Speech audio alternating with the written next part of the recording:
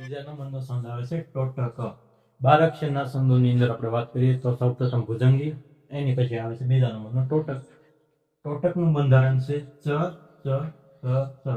ટોટકનું બંધારણ છે ચ ચ ચ ચ ચ ચ. ચનો મતલબ થાય છે ચ લ ગા. ચનો મતલબ થાય છે ચ લ ગા. ટોટકની અંદર પ્રથમ 3 અક્ષરો જે છે એ લઘુ, લઘુ, ગુરુ.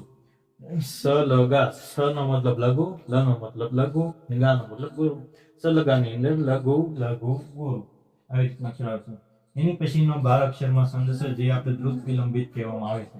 12 અક્ષરના સંદની અંદર વાત કરીએ તો આપણે ત્રીજા નંબરનો સંદ છે જેને દ્રુત વિલંબિત કહેવામાં આવે છે, જેનું બંધારણ છે ન ભ પ ર. દ્રુત વિલંબિત સંદનું બંધારણ છે ન ભ પ ર.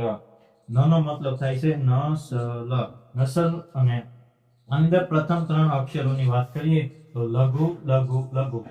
દ્રુત વિલંબિત છંદની અંદર પ્રથમ 3 અક્ષરો લઘુ, લઘુ, લઘુ આવે છે, કારણ કે એનું બંધારણ છે ન ભ પ ર. ન ભ પ નો મતલબ નો મતલબ થાય છે નસલ, એટલા માટે એના પ્રથમ 3 અક્ષરો લઘુ, લઘુ, લઘુ. હવે એની પછીનો ચોથા નંબરનો સંદ આવે છે ઇન્દ્રવંશા.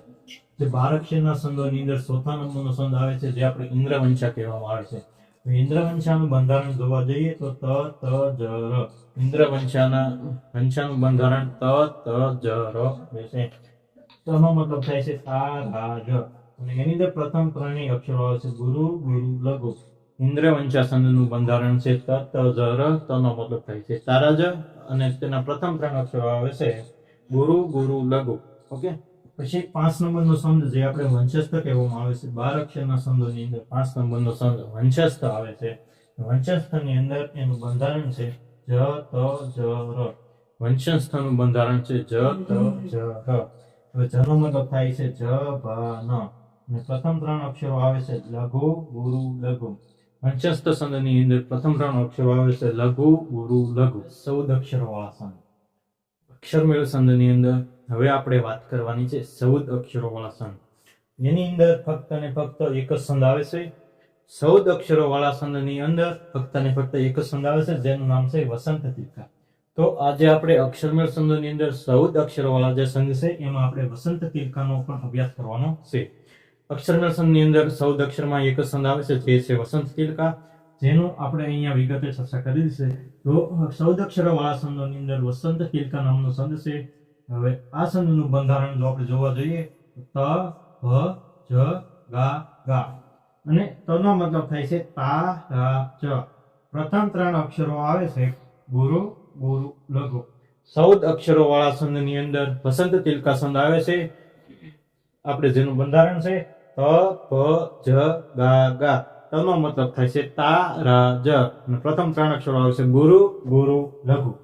હવે 14 અક્ષરો વાળા સંદ પછી આવે છે આપણે 15 અક્ષરો વાળા સંદ.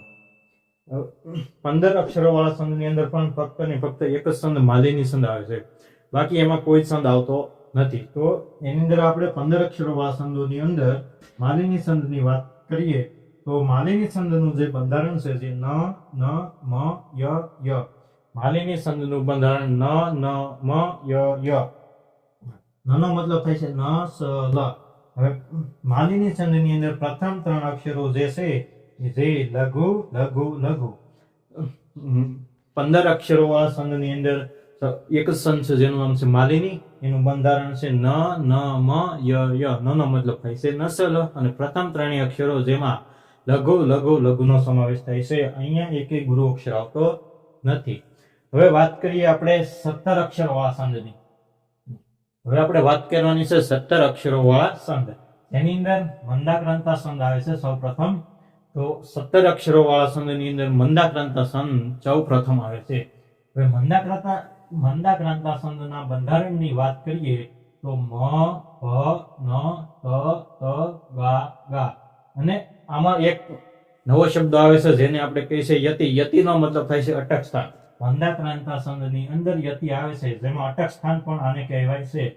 તો અટક સ્થાન ચોથા અને 10મા અક્ષરે જોવા મળે છે. હવે બંધારણ મુજબ મ નો મતલબ મા તારા. બંધારણ મુજબ મ નો મતલબ થાય છે મા તારા.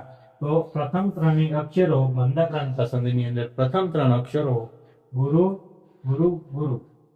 હવે 17 અક્ષરો વાળા સંદની જો આપણે વાત કરીએ તો એની અંદર સૌપ્રથમ આવશે મંદાક્રાંતા સંદ. અને મંદાક્રાંતાસનનું બંધારણ છે મ ભ ન ત ત કા ગા. અને આની અંદર એક નવો શબ્દ ઉમેરાયો છે જેને આપણે યતિ કહેવામાં આવે છે. યતિનો મતલબ થાય છે અટક સ્થાન. તો મંદાક્રાંતાસનની અંદર યતિ એટલે કે અટક સ્થાન ચોથા અને 10મા અક્ષરે આવે છે. મનો મતલબ થાય છે મા તારા. એટલે મંદાક્રાંતાસનની અંદર ત્રણેય અક્ષરો ગુરુ ગુરુ ગુરુ એ યાદ રાખવાના છે. હવે એની પછી આવે છે શિખરીણી છંદ. એ પણ 17 અક્ષરનો છંદ છે. મંદાક્રાંતા પછીનો બીજા નંબરનો છંદ એટલે કે શિખરીણી છંદ. એ પણ 17 અક્ષરનો છંદ છે. તો શિખરીણી છંદનું બંધારણ જે છે એ બંધારણ ય મ ન સ ભ લ ગા. શિખરીણી છંદનું બંધારણ ય મ ન સ ભ લ ગા. હવે આમાં પણ યતિ આવે છે. 17 અક્ષર વાળા છંદની અંદર યતિ આવે છે. એટલે આમાં જે યતિ આવે છે જે છઠ્ઠા અને 12મા અક્ષરે આવે છે. શિખરીણી છંદની અંદર યતિ જે છે એ છઠ્ઠા અને 12મા અક્ષરે જોવા મળે છે. યતિનો મતલબ થાય છે અટક સ્થાન. તો શિખરીણી છંદની અંદર જે અટક સ્થાન છે એ છઠ્ઠા અને 12મા અક્ષરે જોવા મળે છે. તો બંધારણ મુજબ આને ય આવે છે તો ય નો મતલબ થાય છે ય માતા. તો પ્રથમ 3 અક્ષરો જે છે લઘુ ગુરુ ગુરુ. તો શિખરીણી છંદની વાત કરીએ તો એના પણ 17 અક્ષરો જોવા મળે છે. શિખરીણી છંદનું બંધારણ યમ ન સ ભ લગા છે. પછી શિખરીણી છંદમાં યતિ જે છે અટક સ્થાન જે છે જે છઠ્ઠા અને 12મા અક્ષર જોવા મળે છે. પ્રથમ 3 અક્ષરો યમાતા મુજબ લઘુ ગુરુ ગુરુ આવી રીતના આવે છે. તો અહીંયા આપણે 14 અક્ષર વાળા છંદ, 15 અક્ષર વાળા છંદ અને 17 અક્ષર વાળા છંદના 2 વિભાગ જોયા છે. તો આગળ પણ 17 અક્ષર વાળા કેટલા છંદ છે એ આપણે જોવાના છે. તો આજે લગભગ બધા છંદો આપણે જોઈ લેવાના છે. અક્ષરમેળ છંદના જેટલા પણ પ્રકાર છે એ આપણે બધા જોઈ લેવાના છે. અક્ષરો વાઇઝ, ધારણ વાઇઝ, યતિ વાઇઝ, જે એમાં આવતું હોય એ વાઇઝ આપણે જોઈ લેવાના છે. તો 17 અક્ષરો વાળા છંદના ફક્ત ને ફક્ત બે જ આપણે છંદ જોયા છે. હવે આગળના છંદ પણ આપણે જોવાના છે. આજે આપણે વાત કરવાની છે 17 અક્ષરની અંદર હરિણી અને પૃથ્વી છંદની. તો આ બંને છંદ પણ 17 અક્ષરના જ આવે છે.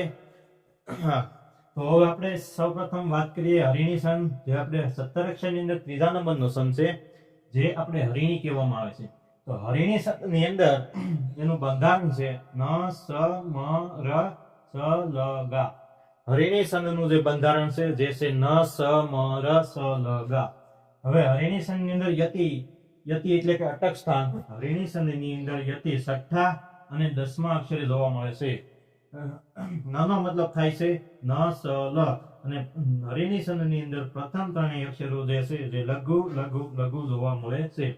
આપણે 17 અક્ષરની વાત કરીએ અને એમાં ત્રીજા નંબરનો છંદ એટલે કે હરિણી છંદ. હરિણી છંદની અંદર એનું બંધારણ છે ન સ મ ર સ લ ગા. એનું અટક સ્થાન એટલે કે યતિ જે છે જે છઠ્ઠા અને 10મા અક્ષરે જોવા મળે છે. નનો મતલબ થાય છે નસલ. અને હરિણી છંદની અંદર પ્રથમ 3 અક્ષરો લઘુ લઘુ લઘુ જોવા મળે છે. આવી રીતના હરિણી છંદનો ઉલ્લેખ થાય છે. હવે એની પછીની વાત કરીએ તો આપણે પૃથ્વી છંદની વાત કરવાની છે, જે આપણો ચોથા નંબરનો છંદ છે.